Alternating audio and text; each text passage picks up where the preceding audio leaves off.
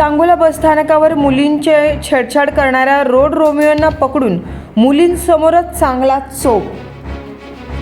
Sangola action मोडवर आलेल्या निर्भया पथकाने अचानक सांगोला बसस्थानकावर मुलींच्या छेडछाड करणाऱ्या रोड रोमियोंना पकडून मुलींसमोरच चांगला चोप दिल्यामुळे रोड रोमियोंची चांगलीच फजिती उडाली। दरम्यान महिला पोलीस अधिकारी रुपाली उबाळे सुमारे 8 ते 10 रोड रोमियोंना पोलीस गाडीतून पोलीस स्टेशनला आणून महाराष्ट्र पोलीस अधिनियम कलम 110-117 अन्वये कारवाई केल्यानं रोड रोमियोंचे चांगलेच धाबेदार आणलेत। सांगोला तालुक्यातील ग्रामीण भागातून मोठ्या संख्येने विद्यार्थिनी सांगोल्यातील शाळा महाविद्यालयात शिक्षणासाठी येतात। त्यामुळे शाळा भरतेवेळी व शाळा सुटल्यानंतर रोडवरून घराकडे परतताना शाळाबाह्य मोकाट तरुण मुलींचा पाठलाग करून सांगोला बसस्थानकावर छेडछाडीचे प्रकार घडत असल्याबाबतचे निवेदन मनसे जिल्हा उपाध्यक्ष विनोद बाबर यांनी सांगोला पोलीस स्टेशनला दिले होते।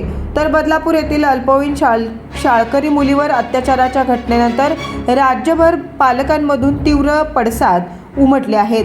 या पार्श्वभूमीवर सांगोलाचे पोलीस निरीक्षक भीमराव खंदाळे यांनी दामिनी आणि निर्भया पथकाची नेमणूक करून सांगोला शाळातील शाळा महाविद्यालय परिसरात सांगोला बस स्थानकावर मोकाट फिरणाऱ्या रोड रोमियो व शाळाबाह्य तरुणांवर कायदेशीर कारवाई करण्याच्या सक्त सूचना दिल्या होत्या।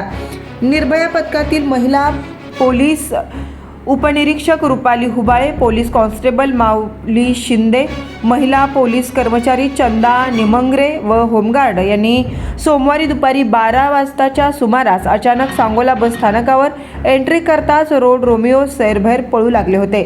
दरम्यान विद्यार्थिनींच्या तक्रारीनंतर छेडछाड करणाऱ्या रोड रोमियोंना पकडून मुलींसमोरच चोप देऊन चांगलीच कानउघडणी केली व पुन्हा बसस्थानक आवारात परिसरात दिसल्यास कडक कायदेशीर कारवाई केली जाईल असं सुनावलं। शाळाबाह्य तरुणांनी सांगोल्यात शाळा महाविद्यालय परिसरात तसेच बस स्थानकांवर विनाकारण फिरू नये, दुचाकीवरून पाठलाग करू नये, मुलींची छेडछाड करू नये, अन्यथा त्यांच्यावर कायदेशीर कारवाई केली जाणार असल्याचं पोलीस निरीक्षक भीमराव खंदाळे यांनी सांगितलं।